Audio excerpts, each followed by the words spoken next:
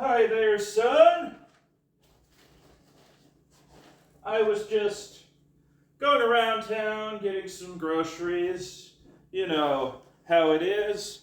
And hi there, people of internet, the earth, and especially Minnesota and Maple Grove, for reasons I will get to in a bit. And yeah, I literally just came back from groceries. I got some ice cream for you, kiddo. Except, no, I don't. That's not safe for kitties. And, yeah, there's this, more ice cream, some snacks for the pantry, and I got whiskey because I crave the flavor of whiskey for some reason. Maybe it has something to do with something I saw on the news. I will not be drinking this in shot, though. This can go where stuff like this normally goes, except that's filled to the brim with other stuff.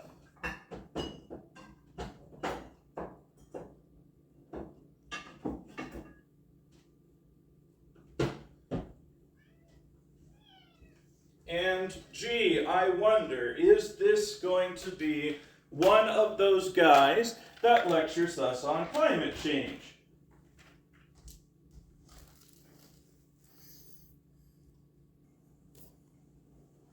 Anyway, that's enough foreshadowing. Let's just get into the topic of this video, the reason you clicked on the thumbnail to begin with, whether it was with the mouse or with your thumb. And I give 2 thumbs way up to Governor Tim Walz. This is something I've been keeping track of for a while, and by something, I mean the politics of Minnesota as a whole.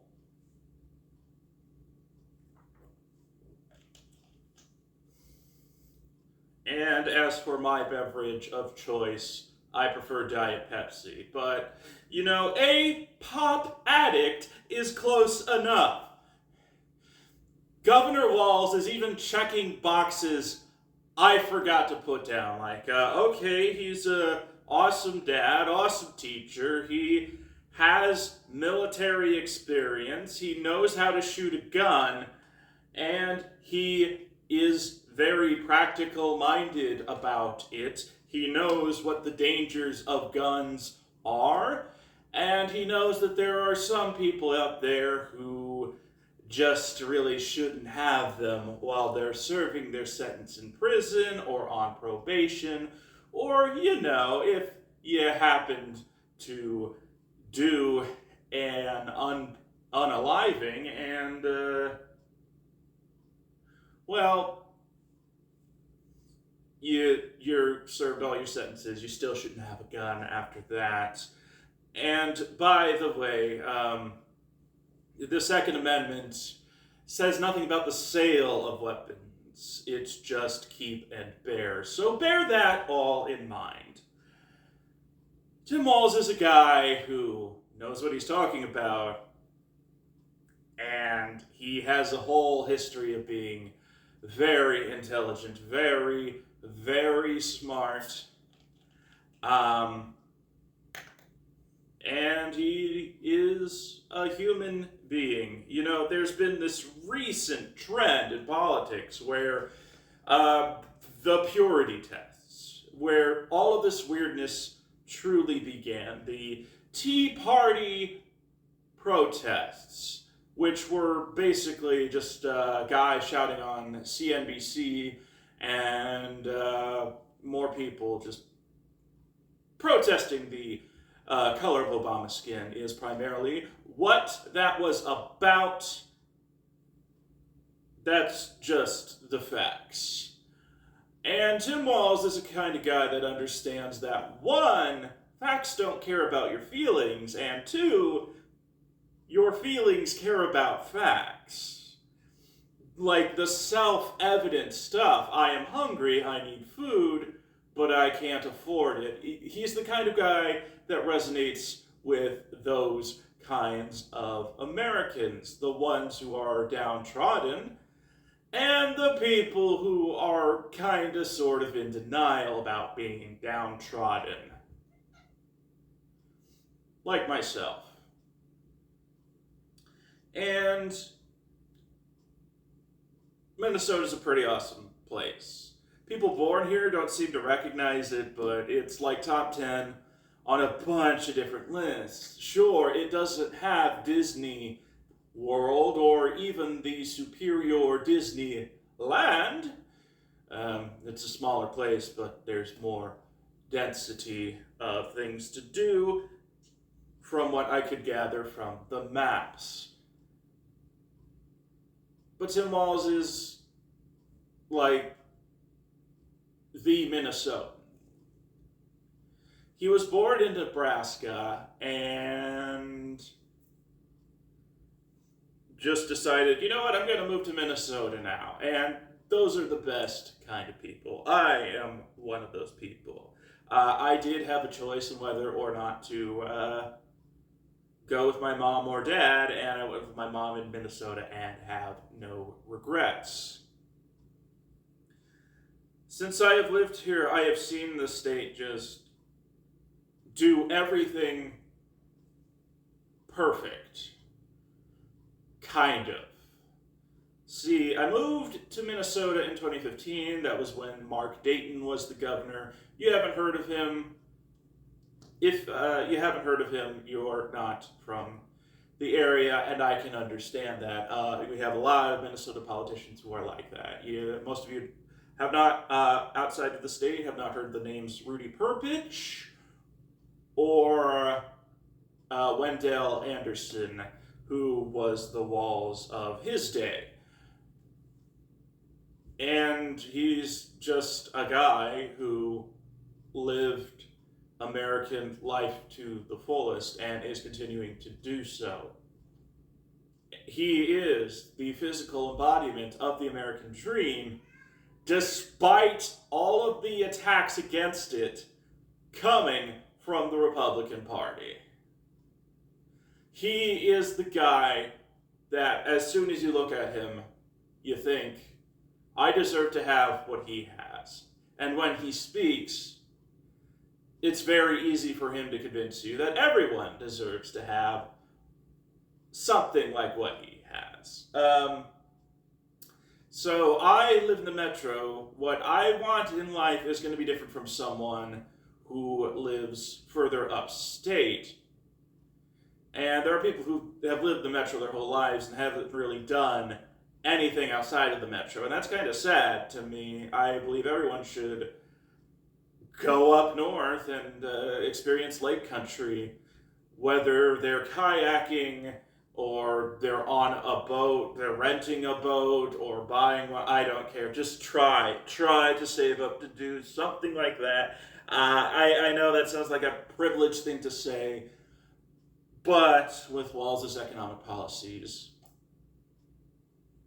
I look forward to Minnesota being a place where anyone can have the opportunity to go up north, and it's not just a privilege, it becomes less of a privilege over time. Tim Walz is the guy who got the rail line from St. Paul to Duluth going. That is definitely going to be a thing now because we put the money and the federal government put its larger chunk of the money, and this is going to be a very, very popular line. I-35 is going to be like completely desolate, and goods are going to travel more easily because of the upgrades needed on the track and because 35 is just going to be bare. It's just going to be bare. Like, if anyone wants to go to Duluth, for pretty much every single American, the way they're going to do that is to fly into MSP or drive to St. Paul and just take the train. It's like, oh yeah, I'm in Duluth. I'm heading to Superior. We're going to have some beers. Or Diet Mountain Dews. Or my thing, Diet Pepsi. The greatest beverage that is mass produced in all of existence. It's my favorite. I like it. I don't care. I don't care that it's not as popular as it used to be. I still love it.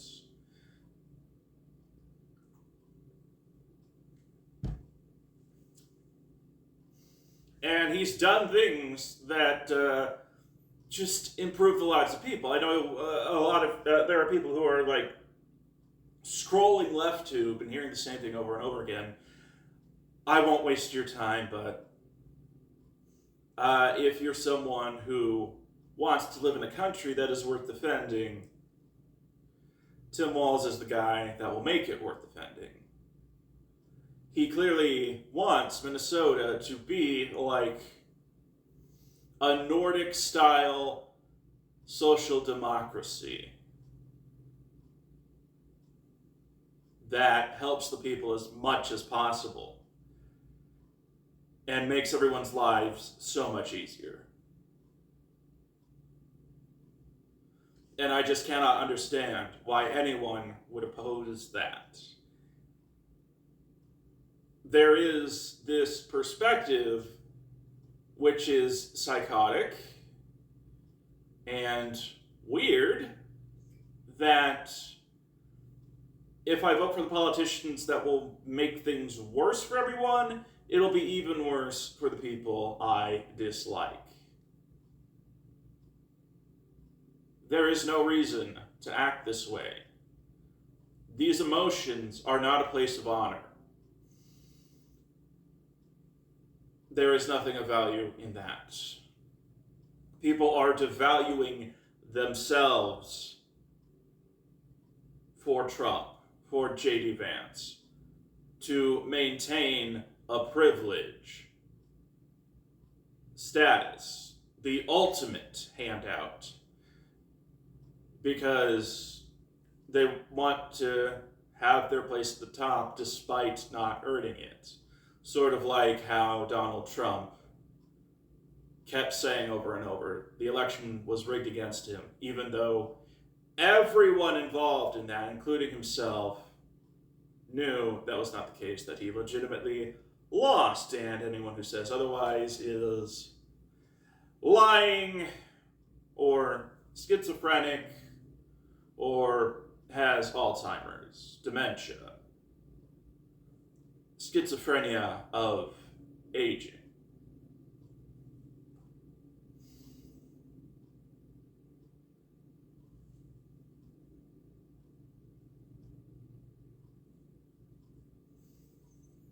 It's such a relief. I could finally breathe again because, I mean, come on, this is a guy who has just reignited the American spirit in ways that I have just never seen before in my life. When Clinton was president, things were okay. Yes, I am a millennial. I'm 31 years old with perfect spatial recall. If I'm in a room, I will not forget the room and the stuff in it. Anyway, that was,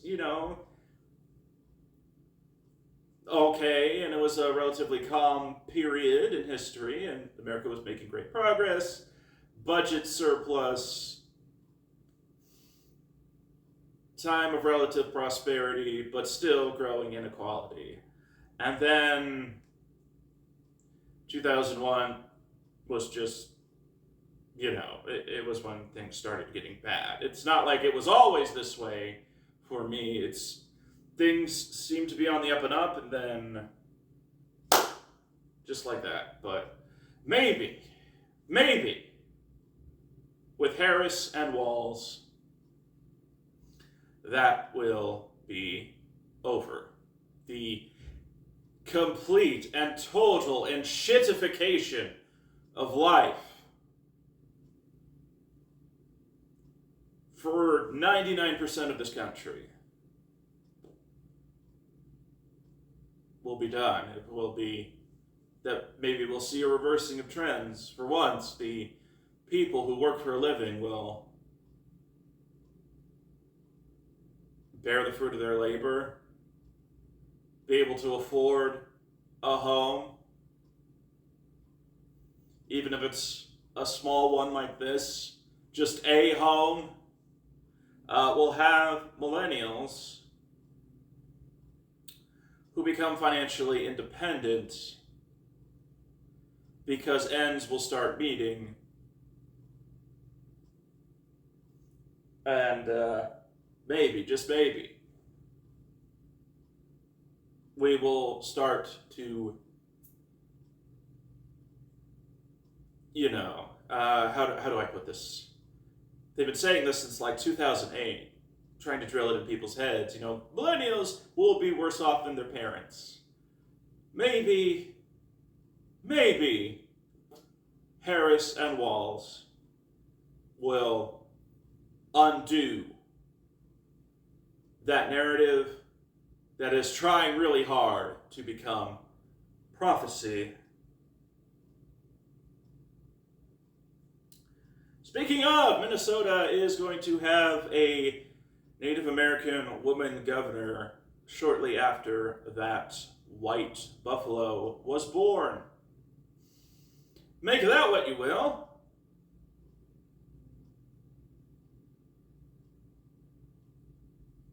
And, Walz has inspired me to be a better man, even if it seems to be way too late for a lot of people. He inspired me to, despite knowing there are people who would not like it, do what's best for the world. So I did ride an electric scooter into the Target drive-up, and what you're supposed to do is hit bicycle and open a large bag and tell them, hey, put it all in here. And that worked out just fine. I'm alive. I feel happy and free. I really enjoyed that. Even though it was a little less convenient, it was a lot more fun. And it was fun not because it was easy, but because it was hard. And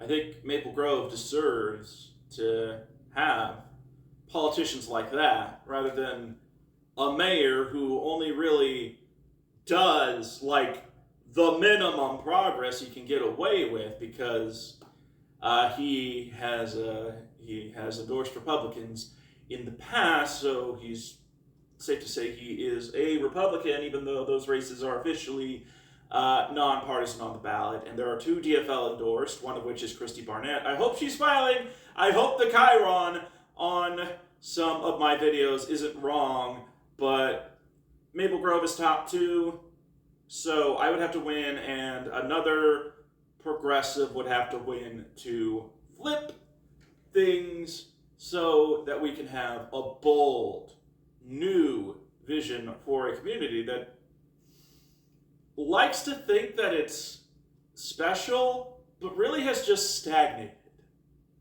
Not much has changed. There should be bike lanes, but there are not. And our transit system, which was started before Metro, is intentionally awful. You have a bus going to and from Minneapolis every day. So a lot of the people who would be emitting a ton of CO2 are zipping into the bus and thus zipping the traffic, and that's fine. But we need even more than that. There's still a lot of traffic when you're getting off of 94 and 610. And when you're coming in through County Road 30, this is going to be a constant problem unless the traffic is zipped, unless the space being taken up on the road is less. That is always a good thing. And it reduces the cost of maintaining the road. the positive feedback is undeniable. We have to do something to encourage people to drive less. I mean, it's great that there is a sidewalk on the side of the road, but with a proper bike lane, you could have people biking, e-biking, and scootering without nervous pedestrians, and it wouldn't really take much. It's not like you have to completely redo Weaver Lake Road. You can, which that is something that they're considering. You just have to paint lines on the road. That's it. Have a pictogram of a bike, of a scooter, to get your point across. That this is for geared and motorized vehicles, and the sidewalk is for pedestrians. It's a no-brainer. And that should just be done. But it's not. And the mayor doesn't declare Pride Month when clearly the homophobic and transphobic opinions are no opinions here. I think the mayor should declare Pride Month or have a majority that does that for him. I believe that Maple Grove should provide municipal broadband. We can have a system where if you need to check your messages, you have the free guest version of that, and then we, on light poles and with loop unbundling, and we could even try MVNOs. Sorry, mobile virtual network operators. We could do all that stuff. All of that is on the table. All of that is in the cards, and all of that can be done. And I can provide a lot of valuable input on that because I'm a lifelong computer scientist.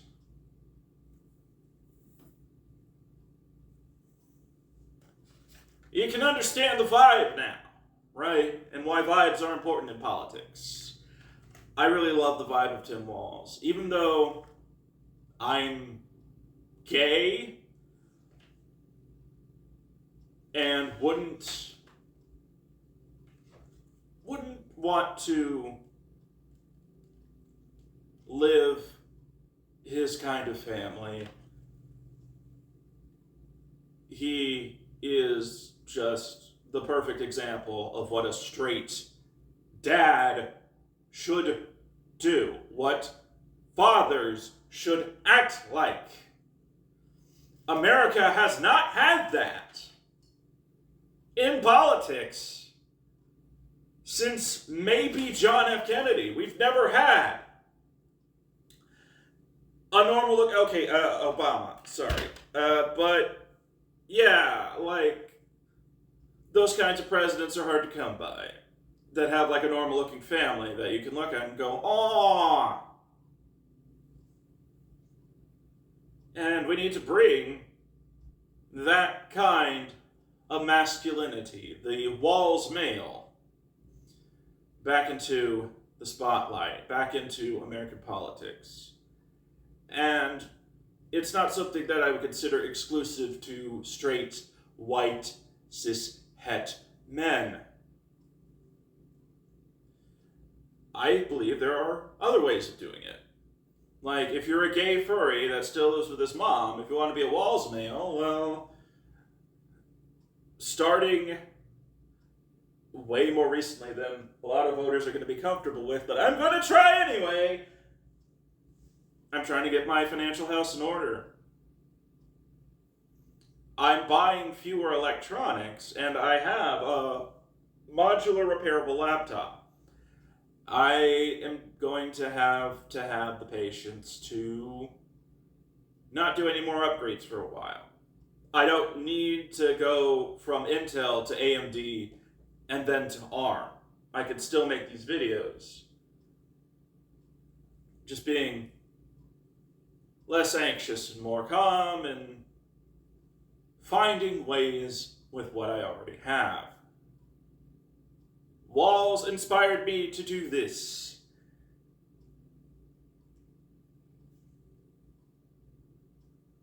And I decided to